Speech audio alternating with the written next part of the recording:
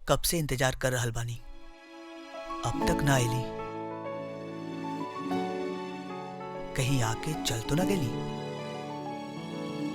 उनकरा के दिखले बिना मन बहुत बेचैन होता।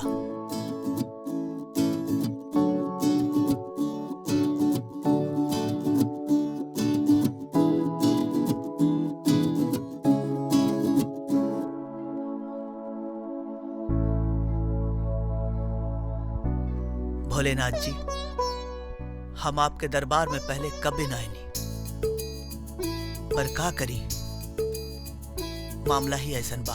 अरे रवा के तो सब पता बा, उनकरा के देखले बिना हमार मन बहुत बेचैन होता। हम उनका के बहुत प्यार करीला।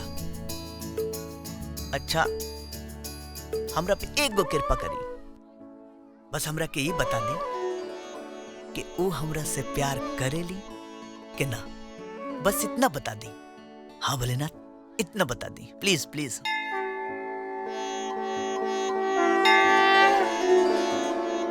जय हो भोलेनाथ जी की जय हो। वाह, क्या आइडिया दिया है, थैंक यू।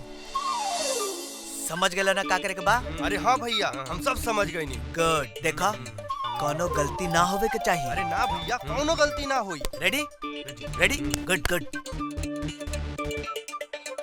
आ गई आ गई आ गई आ गई। शुरू शुरू शुरू शुरू।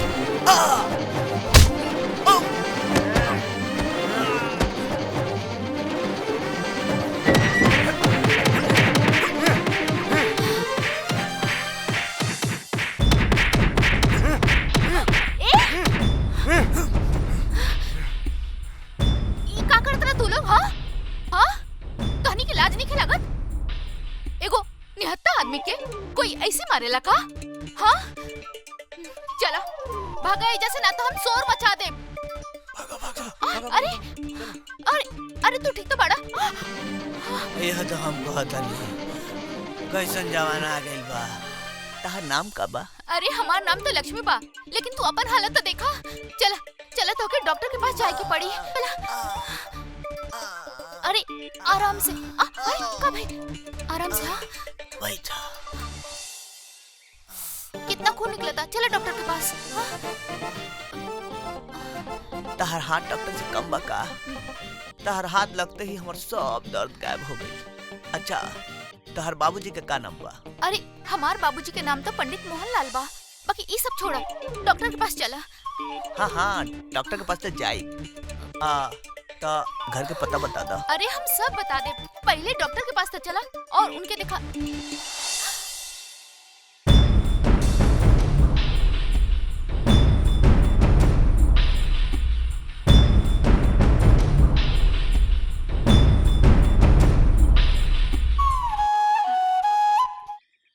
अरे भैया, तुहार तो काम हो गई।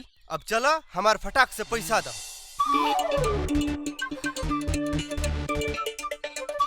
तहार पैसा हम तरह के देते नहीं। रुक रुक रुक, बदमाश कही के। अच्छा, तो ये सब तहार नाटक रहे, हम तरह से बातें ना करब। लक्ष्मी लक्ष्मी, हमर बात तो सुनो। हमके तरह से कोनो बात नहीं करेंगे। लक्ष्मी,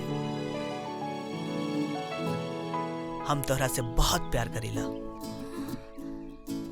तोहरा से बात करे खातिर कोनो बहाना चाहत रहे, सच्ची।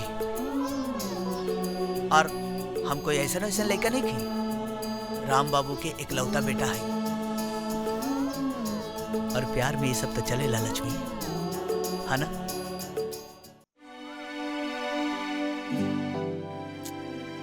अरे मुनीम जी, ई का दिखावतानी? ऐसा लड़की से हमारा आज के ब्याह होई? अपना पिटारा में से कोनो निक लड़की के फोटो दिखाई। मालकिन, टेंशन काहे लेत पानी? रुकी।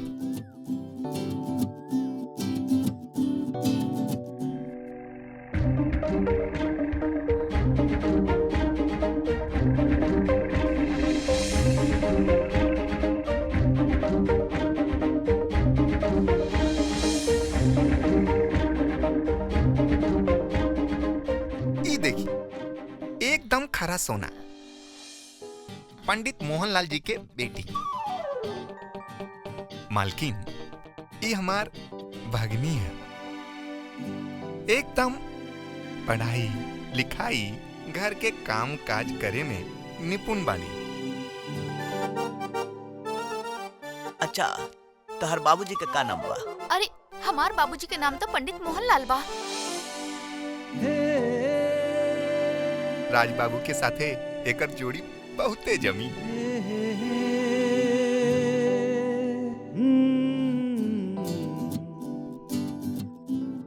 ई बात तो ठीक बा मुनीम जी, लेकिन रउआ हमार बात के बुरा ना मानब। रिश्ता हमेशा बराबरी में होखेला। लेकिन पंडित जी तो विमला ऐसे ना बोले के। पंडित मोहनलाल जी की हैसियत में कोनो कमी नहीं है।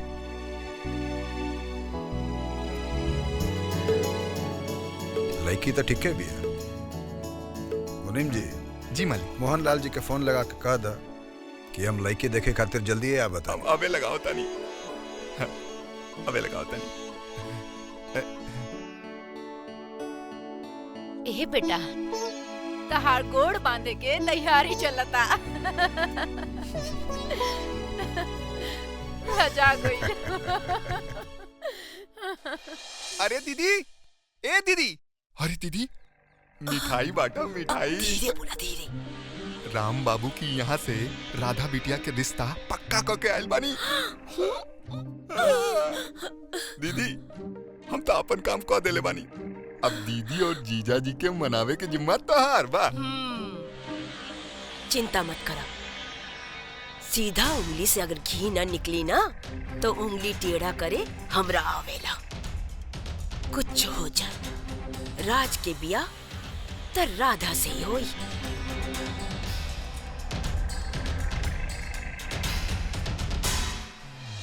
निर्मला, अबही से राधा के कुछो कहला के जरूरत नहीं खे कि लड़का वाला देखे आवता। कहा ना लक्ष्मी के बता दी, और ई तो बिल्कुल न बताइहा कि राम बाबू के परिवार आ रहल बा। ऊ कहा ना कौन के नजर लग जाई। लेकिन दीदी, इतना ठीक बात नहीं खे कि बड़ बेटी के घर में बिठा के छोट बेटी के ब्याह कर दी। कर ही के पड़ी निर्मला। वो कहा ना कि राम बाबू के परिवार में अपन राधा बिटिया बहुत सुखी रही। लेकिन दीदी, लेकिन वेकिन कुछ ना, जैसे जैसे हम कहतानी वैसे वैसे ही तू करिया बस। आपन हरी भाई राम बाबू के यहाँ आपन बेटी के ब्याह के बात कर ले बाड़न। हाँ भाई, हाँ जानता नहीं। वो कल ही देखे आवत बाड़न। देखा निर्मला, हाँ। एक बात के ध्यान रखिए, राम बाबू के परिवार के खातिरदारी में कोनो कमी ना होके के चाहिए। वैसे भी हमार लक्ष्मी बेटिया बड़ी भाग्यशाली बिया। याद बा निर्मला, जब हम ओकरा के अनाथ आश्रम से लेके आईनी, तब राधा बिटिया के जन्म भई। हमरा बिजनेस में दिन दुना रात चौगुना बढ़ंती भई। देख लिया, जब हमार लक्ष्मी बेटिया राम बाबू के परिवार में पतोही बन के जाई नु, तो उनहु के घर भर जाई।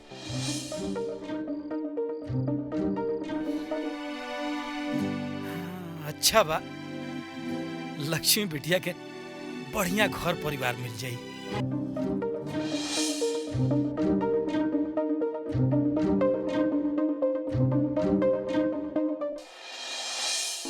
आई आई मालिक।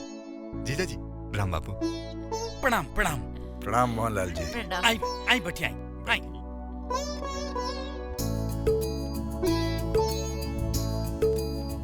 बैठा। आवे में कोनो दिक्कत ना नु भइल हा? अरे ना, जहाँ पे हरे राम बा वहाँ पे तो दिक्कत के सवाले नहीं खे। हरी राम जी। राहुल अरोरा परिवार के हरी राम हरदम बड़ाई करत रहेलन। अरे ई तो उनकर अपनापन बा। अजी सुना तानी।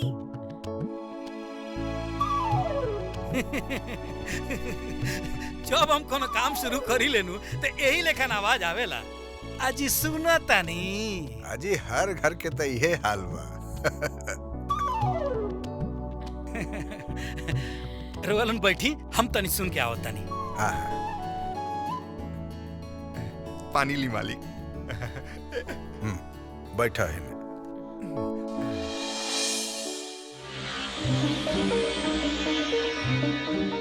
आजा।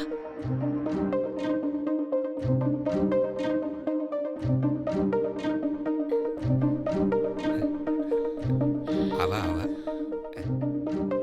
आप बैठा।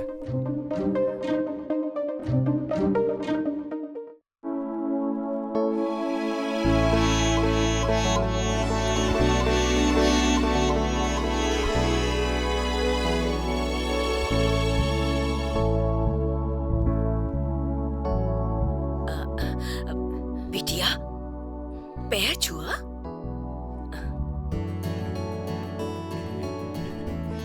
अरे खुश रहा बिटिया, खुश रहा। बस बस बेटा, खुश रहा। अरे एजे बेटा, एजे बैठा। ई तो साक्षात लक्ष्मी के रूप बिया। ना ना ना ना, एकर नाम लक्ष्मी ना, ये तो राधा बिया। बहुत ही गुणकारी बिटिया। राज और राधा की जोड़ी खूब जमी। काहे? ई बात तो बा, हरि राम जी के मिलाए जोड़ी केहू ना काट सकेला। हाँ। का बात बा कहा? वो हम का कहा तनी कि हरि भाई के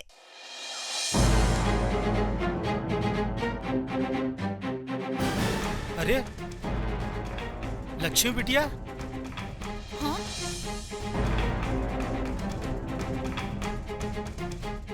लक्ष्मी बेटा, जी बाबूजी। तू यहाँ का करता रू? तैयार काहे न को भइल अभी? का बात बा बाबूजी? कहो, तू लक्ष्मी बिटिया के बतौलू हो ना का कि एकरा के देखे खातिर राम बाबू के परिवार आइल बा? जा बेटा, जल्दी से जाके तैयार हो जा। सुनी जी, उकताई मत। लक्ष्मी तैयार होई ना, पहले मेहमान के चाय पानी तो करे दी। जा बेटा जा, तैयार हो जा। जा बिटिया।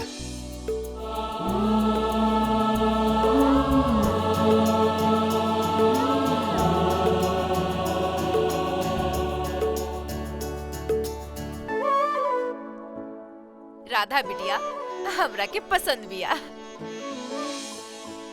कहा जी, रउआ का कहतानी? तहरा के पसंद त हमरो के पसंद।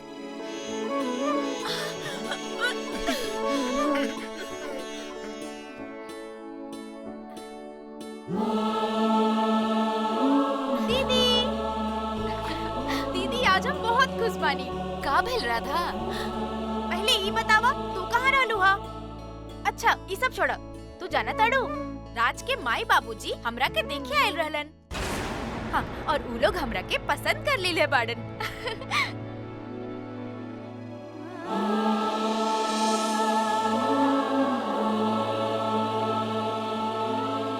का? हाँ, और ई में चौके वाला कौन सा बात बा? हम सुंदर नहीं की का जे हम केहू के पसंद ना आई?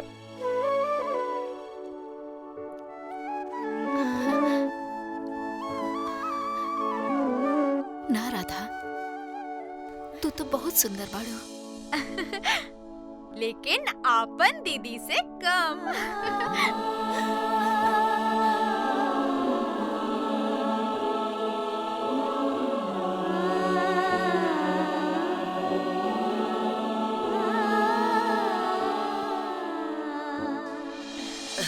ये तो बहुते बढ़िया बात बा।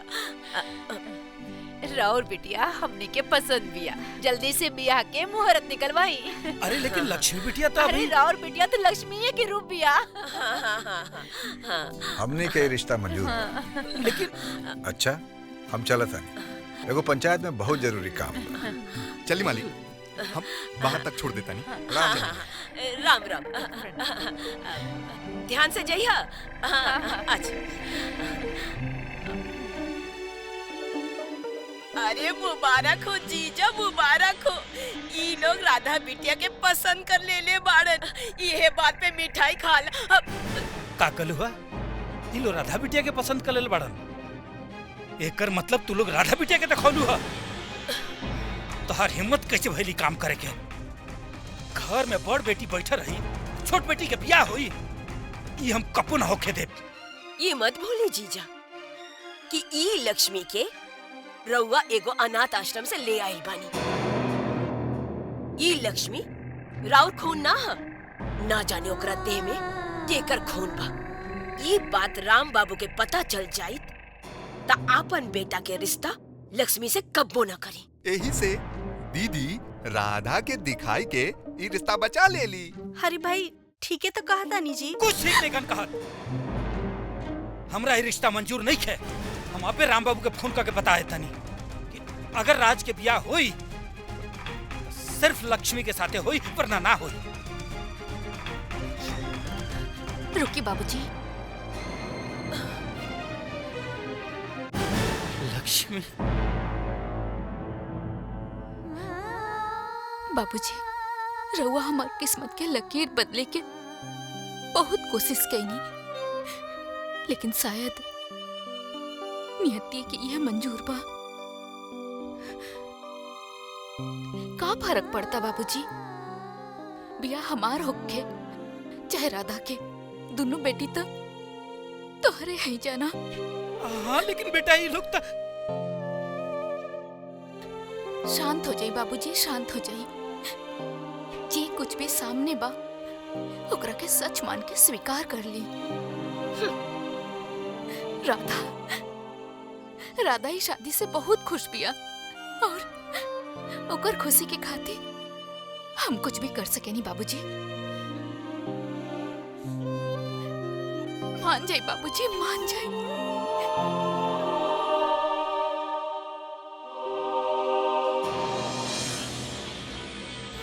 का कहत बड़ माई हमार शादी राधा से ये कब्बो ना हो सकेला। काहे ना हो सकेला? राधा में कोनो खोट बा का? ये बात नहीं खे। का बात बा? हाँ बोला। हम दरअसल हम लक्ष्मी से प्यार करीला। हमार ब्याह होई तो लक्ष्मी से होई। हम लक्ष्मी के वचन दिले बनी और हमार जवान के कोनो कीमत नहीं खे। हाँ कान खोल के सुन ला बेटा, अगर तुहार ब्याह होई तो सिर्फ राधा से। हमार इज्जत के बात पर बाबूजी ये हमार प्यार के सवाल बा। अच्छा तो तुहार प्यार के खातिर हम अपन इज्जत दांव पे ना लगाई ना। लेकिन बाबूजी बस अभी बात पे और बहस ना होई। हम मोहनलाल जी के जबान देले बानी और हमार जबान ब्रह्मा के लकीर बा जे कौनो कीमत पे ना मिट सकेला।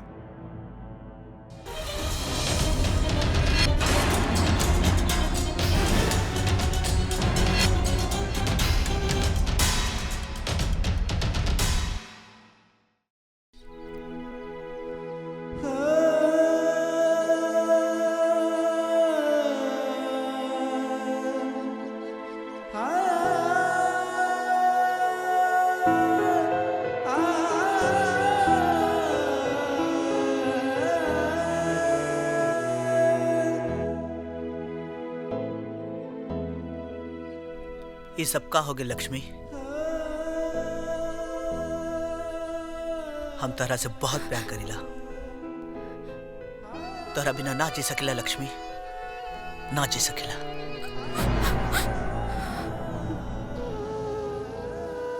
प्यार तो हम तोहरा से बहुत करे नी राज।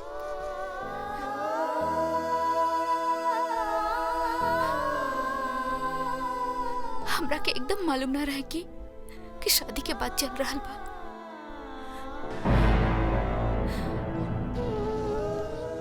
जवन हो गई ओकरा के सत्य मान के स्वीकार कर ली जा।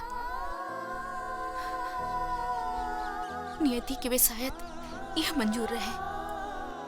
तू हमरा के भूल जा राज। तोहरा बिना हम अपनी जिंदगी सोच भी नहीं कर सकत। लक्ष्मी अब अहियों कुछ होने के बिगड़ल बा। हम दोनों घर छोड़ के चुपचाप ब्याह कर लेते नहीं, और बाद में जे होई से देखल जाई। हाँ लक्ष्मी, ई ना हो सकेला। काहे ना हो सकेला? तोरा के हमरा पे भरोसा नहीं खे? भरोसा की बात नहीं खे राज। तू का जाना तरा कि ई परिवार के हमरा ऊपर कितना एहसान बा। तू ही सोचा राज, अगर ई लोग हमरा के गोद ना ले रहतन तो आज हम न जाने कौन हालत में रहती। राज, अगर हम अपना स्वार्थ खातिर तोहरा साथे भाग के ब्याह कर लेता नहीं तो हमार जैसन अनाथ बच्चा के ऊपर से सबके भरोसा उठ जाई राज। फिर कोई भी अनाथ बच्चा के गोद ना ली। हम अपन प्यार के भीख मांगत नहीं तरह से, हमरा के भूल जा।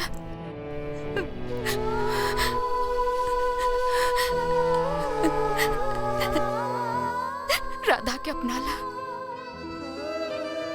कितना आसानी से कह दे लो, पर ये दिल के कैसे मनाई? बोला, तारा पास तो अपन परिवार के एहसान के बहाना बा, और हमरा पास कौनो बहाना नहीं के।